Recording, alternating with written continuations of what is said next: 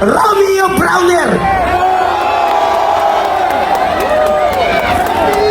Ang sabi niya, hindi kami bulag, hindi kami pipi, hindi kami bingi.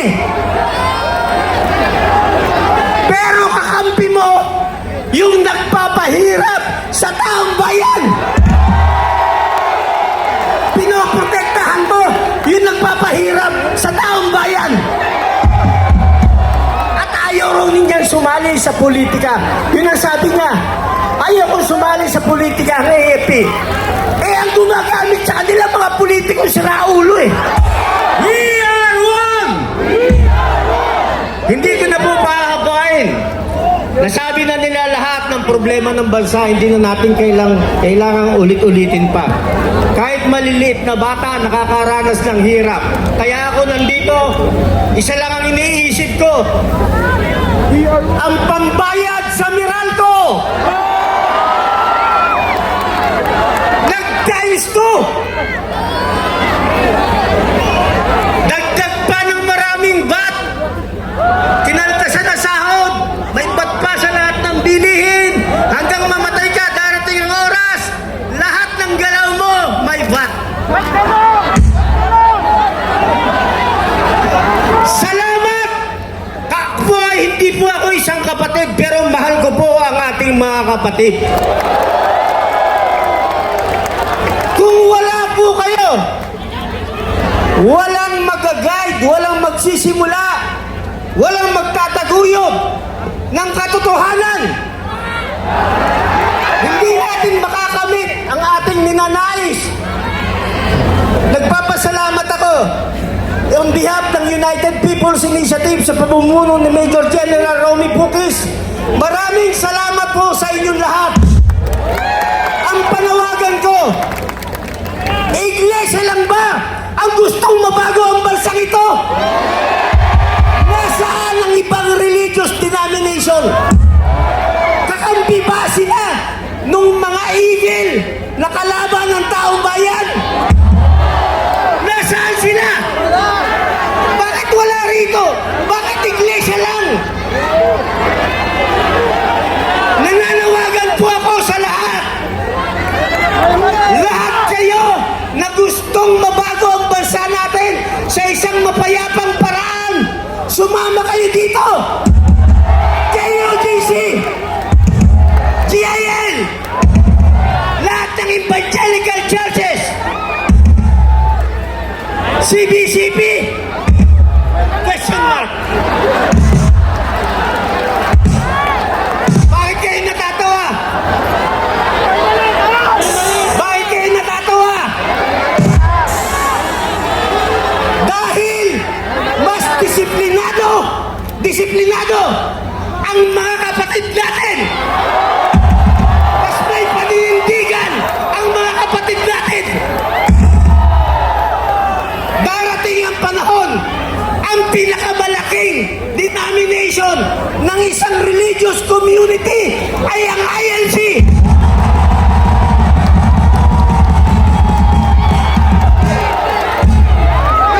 Kung wala po kayo rito, walang magsusulong at lalaban sa evil system na lahat bumibiktima sa atin.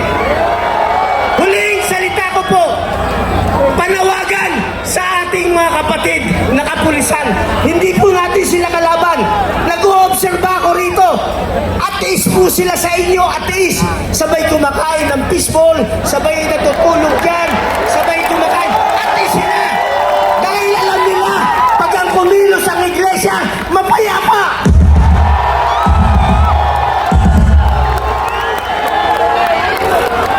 Ramdam natin yan. Ramdam ba natin? Nakakampi natin yung mga kapatid natin kapulisan. Maraming salamat, General San Diego, sir, ang ating head ng DPOS. Maraming salamat, General Silvio, ang ating QCPD. Maraming salamat po sa inyo lahat. Huling panawagan ko kay General Romeo Browner. Ang sabi niya, hindi kami bulag, hindi kami pipi, hindi kami bingi.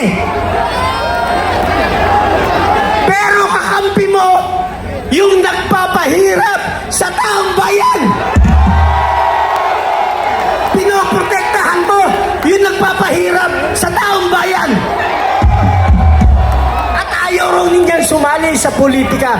Yun ang sabi niya. Ayaw kong sumali sa politika ng AFP. Eh, ang gumagamit sa kanila mga politikong siraulo eh. Bakit di tayo mananawagan sa kanila? Kung hindi na natin maasahan ang executive branch at hindi na natin maasahan ang legislative branch at hindi na rin natin maasahan ang judiciary, ang tagal nila maglabas ng mga resolusyon. Kawawa taong bayan. Resolusyon kay Bato, TRO, hindi mailabas. Bakit? Pag nagbigay sila ng TRO, inamin nila na mali yung ginawa nila kay PRRD. Pag kumampi naman sila sa gobyerno, pag kumampi ang justice system natin, Supreme Court sa gobyerno at ICC, inamin nila na meron ng failure ng justice sa bansa natin. So anong gagawin nila? Papatagalin lang nila. Kung hindi na natin maasahan ang tatlong branches na yan, na dapat kahit isa man lang may nagpoprotekta sa atin, sino pa asahan natin? Ang mga kapulisan, nagagamit nila sa kanilang interes. Ang kasundaluhan, nagagamit nila para gipitin ang taong bayan. Kung wala kayo rito, kawawa lang tayo lahat. Kung wala kayo rito, kawawa lang.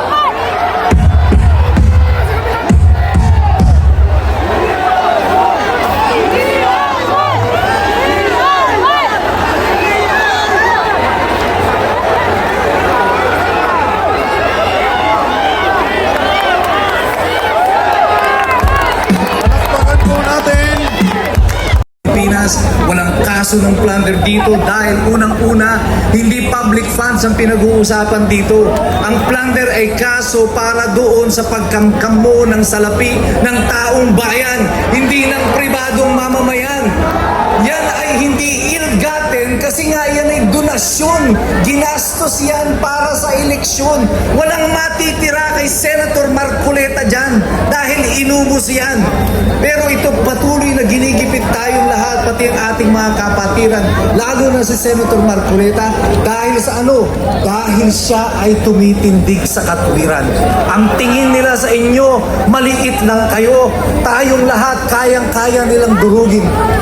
Meron ako ikukwento sa inyo.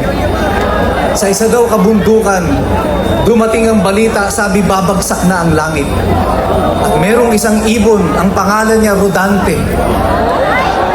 At umikot si Rodante doon sa buong bundok, sa buong kagubatan at sinabihan niya lahat, magsipagtago kayo, babagsak na ang langit.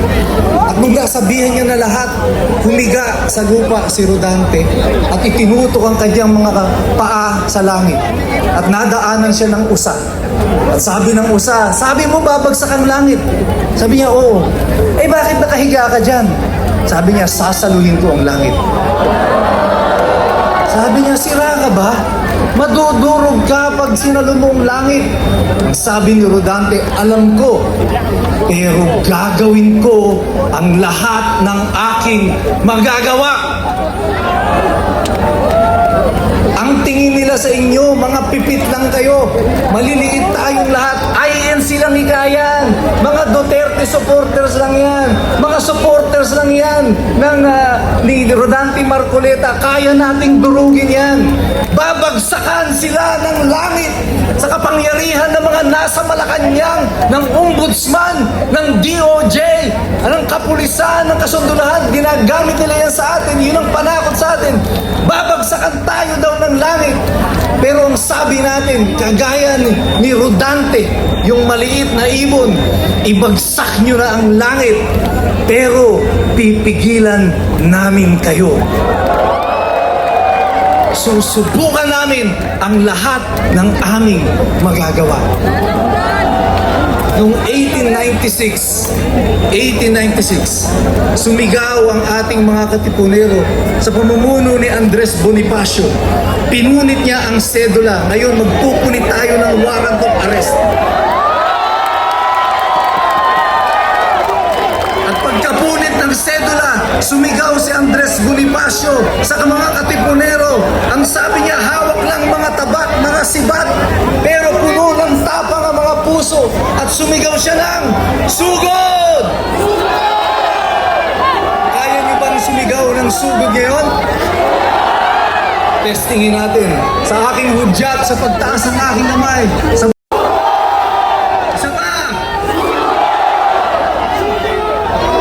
BBM!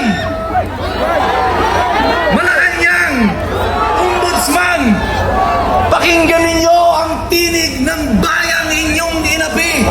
Ngayon ay nagngingit-ngit sa galit, sabay-sabay sumisigaw! Pakinggan ninyo ang tinig ng mamamayang inyong pinagnakawan. Ang mga bayan ng mamamayan na ito ngayon ay nagpupuyo sa galit, naghihingi ng katarungan, sabay-sabay sumisigaw!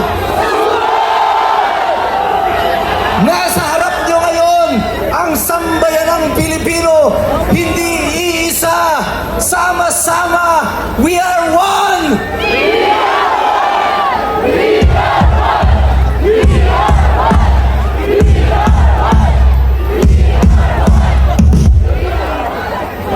Bagong matapos ang ating mga pagtitipon na ito hanggang sa mga susunod pang araw, dadagundong sa taenga ng mga nasa kapangyarihan ang tinig ng mga tao sa araw na ito. Gusto ko hindi sila makatulog. Mapanaginipan nila ito gabi-gabi. Hanggang Canada, maririnig ni BBM ang boses ng mamamayan. Sabay-sabay, sugod! Sugod! Sugod! Magandang gabi po sa inyong lahat. Mga kababayan, hindi tutol ang Iglesia ni Cristo sa pagpapatupad ng batas. Pero tutol kami sa pagbaluktot sa batas. Lalo na kung ang layunin ay para pagtakpan ang katiwalian. Gaya ng alam ng marami, si Senator Dante Marcoleta ay nanguna sa pag-iimbestiga sa isa sa pinakamalaking pandarambong na naganap sa ating kasaysayan.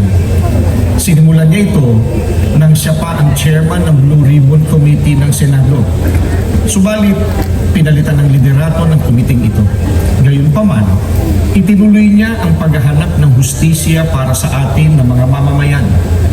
Ang ipinagtataka namin ay kung bakit siya na nagsusulong sa pag-expose ng mga sangkot sa napakalaking pagnanakaw sa Pilipinas ang kakasuhan at ipakukulong sa halip na ang mga na-expose. Ang ikinakaso kay Senator Marcoleta ay plunder na isang non-bailable crime. Sa makatuwid, ipakukulong siya at hindi pwedeng magpiyansa hanggang hindi natatapos ang paglilitis sa kanya. Sa madaling salita ay hindi na niya maitutuloy ang paglalantad o pag-expose sa mga sangkot sa pandarambong na naganap. Pero paano naging plunder ang pagtanggap ng campaign donation? Hindi naman galing sa kabangyaman ng Pilipinas ang tinanggap niyang donation mula sa mga sumuporta sa kanyang pagkandidato bilang senador. At mismo ang COMELEC ay naglabas na ng desisyon na walang krimen na naganap sa pagtanggap niya ng campaign donation. Sinusuportahan ng Iglesia ni Cristo ang itinataguyod ni Senator Marcoleta dahil ito rin ang posisyon namin. Nananawagan kami para sa transparency, accountability, justice, and peace. Kaya, nais namin iparinig sa mga kinauukulan na kahit ipakulong nila si Senator Marcoleta, ay hindi kami titigil sa paghingi ng katarungan para sa mga kababayan natin na ninakawan. Gusto namin ipaalam sa kanila na isang injustice ang selective justice. At hindi kami mananahimik sa harap nitong napakalaking pagyurak sa katarungan na hinihingi ng ating mga kababayan. Yan po ang statement ng Iglesia ni Cristo.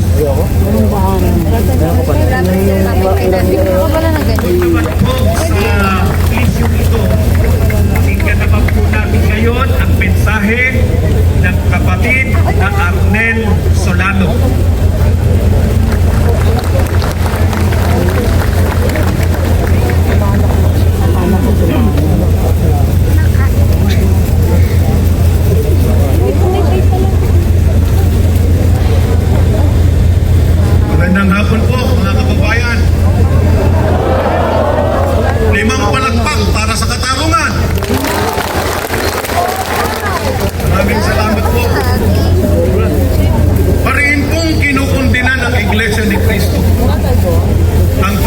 buksan ang kasong plunder, indirect bribery, at paglabag sa PD number 46 laban kay Senador Rodante Marcoleta ng opisina ng Ombudsman. Sinuring mabuti ng aming legal team ang mga nasabing kaso laban kay Senador Marcoleta at napatunayan namin ang mga sumusunod. Gusto nyo bang malaman? Una, ang mga batayang elemento ng ating mga penal code ay sapilitang binaluktot.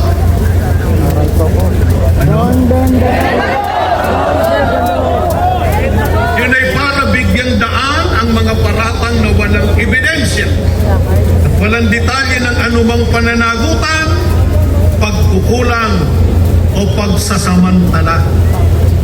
Ang mga imbentong asunto ay wala man lang kahit anino ng paglustay ng pondo ng bayan, pagkakasangkot sa anumang proyekto o kontratang pampubliko, o kaya ay pangako kapalit ng bagay na magdudulot sa gobyerno ng kapinsalaan o serbisyong pampubliko na maipagkakait sa mga mamamayan. Ang mga paratang sa mga nasabing asunto ng Ombudsman ay tuwirang taliwas sa naging hatol ng Commission on Elections sa mga donasyon na tinanggap ni Senador Marcoleta, na kung saan siya ay pinatunayan na walang nilabag na batas sa pagtanggap niya ng nasabing tulong pinansyal na galing sa mga pribadong individual. At ang pinakamalabo, ano raw?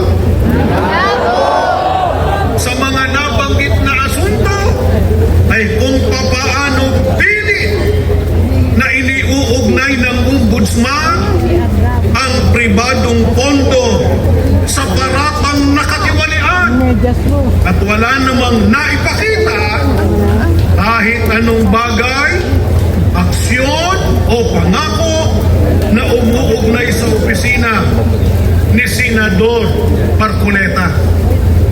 Isa lamang ang tunay at malinaw na dahilan ng pagsasampa ng demanda ng Ombudsman laban kay Senador Marcoleta. Ito ay upang pigilan siya sa patuloy niyang pag-iimbestiga upang matuklasan ang mga dapat managot sa paglimas sa kabangyaman ng bansa sa katiwaliang tinatawag na flood control scandal. Marapat lamang na suportahan namin si Senador Marcoleta sapagkat ang isinusulong niya ay yun ang panawagan ng Iglesia para sa transparency, ano po yun? Accountability at justice. Justisya.